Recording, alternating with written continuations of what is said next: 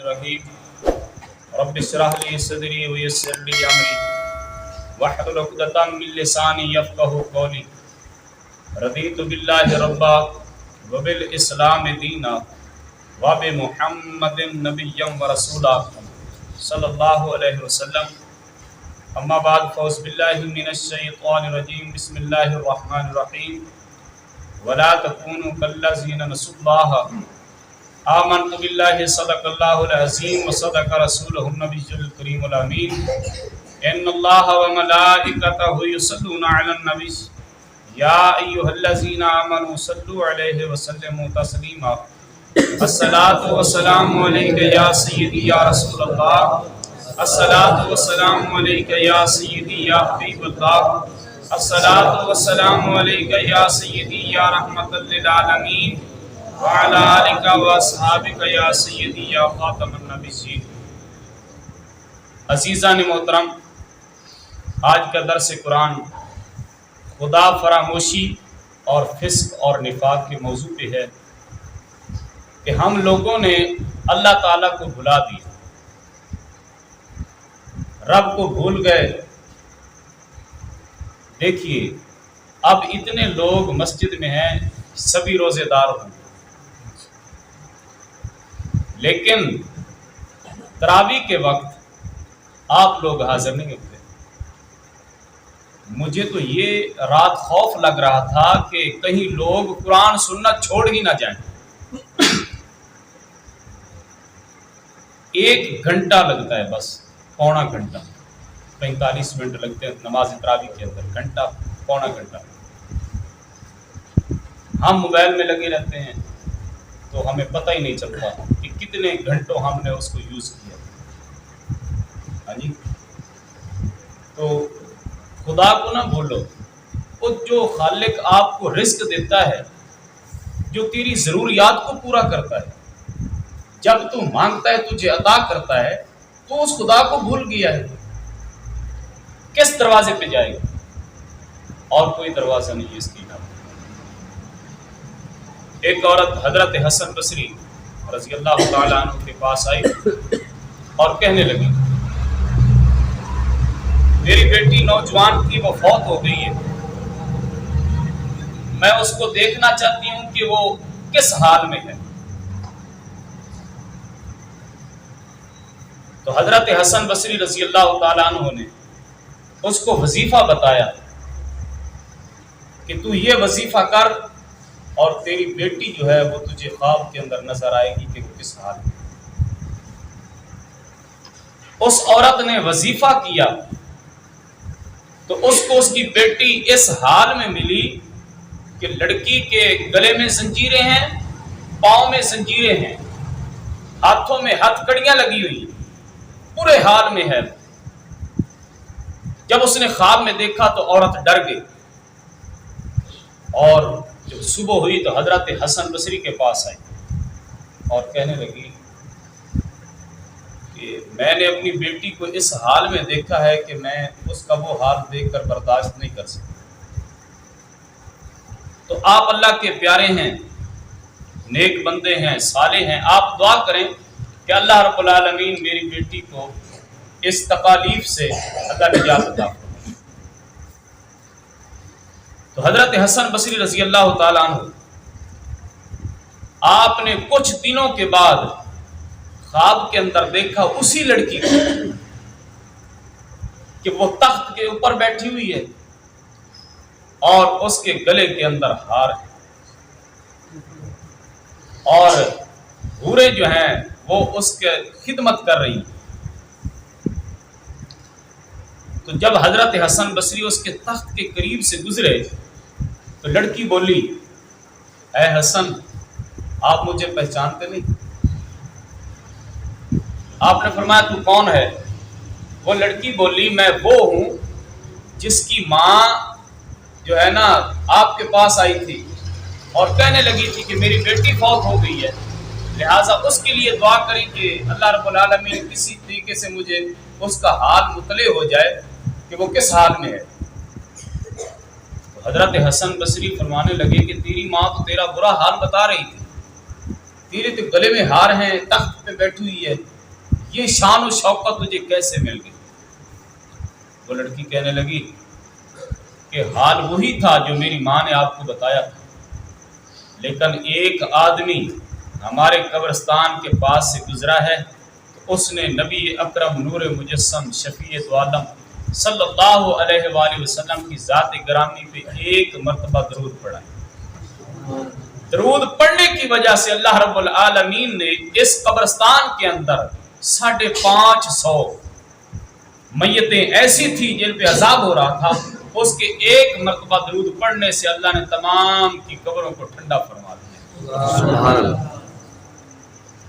تو سنیے، جب ایک مرتبہ آدمی درود پڑھے، اس کے درود پڑھنے سے قبرستان والوں کی بخشش ہو جاتی ہے جن پہ عذاب ہو رہا تھا، تو سوچئے پھر جو حضور کا امتی ہو، نبی کریم علیہ السلام کا کلمہ پڑھنے والا ہو، جس نے 10 سال نہیں، 20 سال نہیں، 50 سال، 60 سال زندگی پائی ہے، وہ درود و سلام پڑھتا رہے تو پھر تعارف کروانے کی ضرورت نہیں پڑے گی۔ کل قیامت والے دن خود حضور فرمائیں گے پیچھے ہٹ جاؤ میرا امتی آ ہے۔ تو بھائی میرے، خدا کو نہ بھولو، جو رب العالمین تجھے رزق دیتا ہے، ہر چیز عطا کرتا ہے، اس کو نہ بھولو۔ دن کو رزق کی تلاش کرو، رات کو رازق کو تلاش کرو جو تمہیں رزق عطا فرماتا ہے۔ آخری بات کرتا ہوں، حضرت جبرائیل علیہ السلام نبی اکرم نور مجسم شفیع دو عالم صلی اللہ علیہ وآلہ وسلم کی خدمت میں حاضر ہوئے۔ میرے آقا کریم علیہ السلام نے فرمایا، اے جبریل، مجھے جہنم کی آگ اور اس کی حرارت کے متعلق بتاؤ۔ حرارت کہتے ہیں گرمی کو۔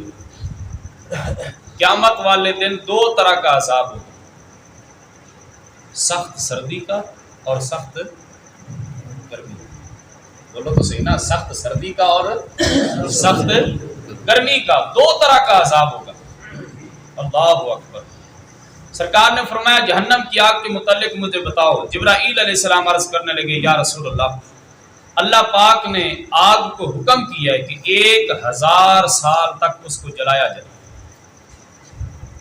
1000 سال آگ جلتی رہی یہاں تک کہ وہ جہنم سرخ ہو گئی۔ پھر 1000 سال تک آگ کو جلایا گیا حتیٰ کہ وہ سفید ہو گئی۔ پھر 1000 سال تک اس کو جلایا گیا حتیٰ کہ وہ سیاہ ہو گئی، اور اب اس کی یہی حالت ہے۔ جبرائیل کہنے لگے، اس ذات کی قسم ہے جس نے آپ کو برحق نبی بنا کر بھیجا ہے، اگر دوزخیوں کا ایک کپڑا زمین والوں کے سامنے آ جائے تو یہ سب ہلاک ہو جائیں گے، سب مر جائیں گے، ہلاک ہو جائیں گے۔ اور اگر دوزخ کے مشروب کا ایک ڈول زمین کے سارے پانی میں انڈیل دیا جائے، ملا دیا جائے، مکس کر دیا جائے تو پانی چکھنے کے قابل نہیں رہے گا، جو پیے گا اس کا گوشت اس میں سڑ جل جائے گا۔ اگر جہنم کی ایک زنجیر جس کا ذکر رب تعالیٰ نے قرآن میں فرمایا ہے، فی سلسلۃ ذرعھا 70، اللہ فرماتا ہے 70 گز کے لمبے زنجیر ہوں گے۔ کتنے؟ 70 گز، 70 گز لمبے زنجیر ہوں گے، ہر ذراع کی لمبائی مشرق سے مغرب تک ہوگی۔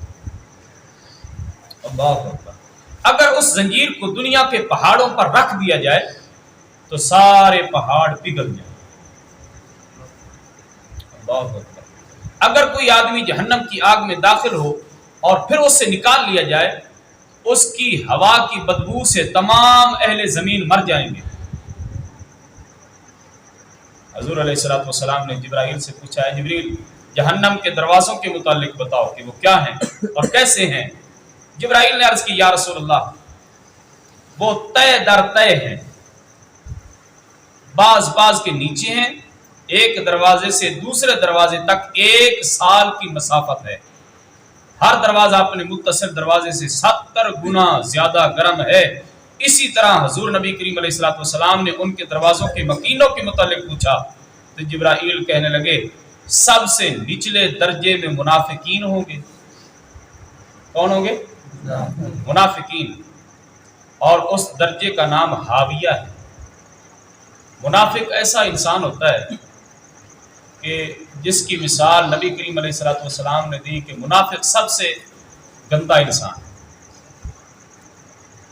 اس کی مثال اتنی سرکار علیہ الصلوۃ والسلام نے دی ہے کہ آدمی سن کر حیران ہو جائے گا۔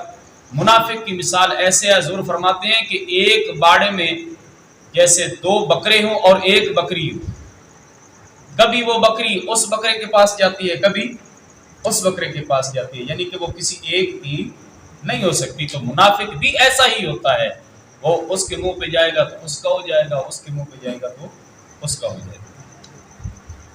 تو نچلے درجے میں منافقین ہوں گے جس کا نام حاویہ ہے، دوسرے دروازے میں مشرکین ہوں گے جس کا نام جہیم ہے، حجیم ہے، تیسرے دروازے میں بت پرست ہوں گے اس کا نام سقر ہے، چوتھے دروازے میں ابلیس لعنتی اور اس کے پیروکار مجوسی ہوں گے جس کا نام لظی ہے، پانچویں دروازے میں یہودی ہوں گے اس کا نام الحاتمہ ہے، چھٹے دروازے میں نصارہ ہوں گے ان کا نام سعیر ہے۔ پھر جبرائیل علیہ السلام ٹھہر گئے، نبی پاک سرکار نے فرمایا جبریل ستویں دروازے کے متعلق بھی 10 بھی اتنے کون ہوں گے؟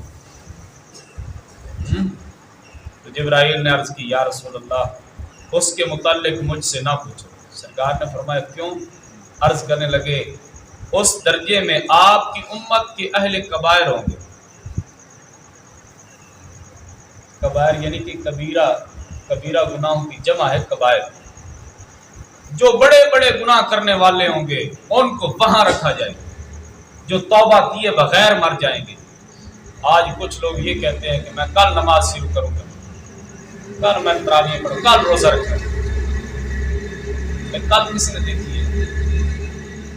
یہ بھی نہیں پتا کہ یہاں دروازہ پتہ نہیں ہم یہ کراس کر سکتے ہیں کہ نہیں۔ سرکار علیہ الصلوۃ والسلام نے صحابہ سے پوچھا بھائی دسو زندگی کے بارے کوئی ہے علم؟ ایک صحابی بولے یا رسول اللہ فجر کی نماز آپ کے ساتھ پڑھی ہے، پتہ نہیں زور پڑھنا نصیب ہوتی ہے کہ نہیں۔ دوسرے صحابی وہ کہنے لگے فجر آپ کے ساتھ پڑھی ہے، پتہ نہیں عصر پڑھنا نصیب ہوتی ہے کہ نہیں ہوتی۔ ایک بولے یا رسول اللہ فجر آپ کے ساتھ پڑھی ہے، پتہ نہیں مغرب پڑھنا نصیب ہوتی ہے کہ نہیں۔ ایک بولے یا رسول اللہ فجر آپ کے ساتھ پڑھی ہے، پتہ نہیں عشاء پڑھنا نصیب ہوتی ہے کہ نہیں۔ سرکار نے فرمایا اچھا اتنی لمبی امید لا رکھی ہے تسی۔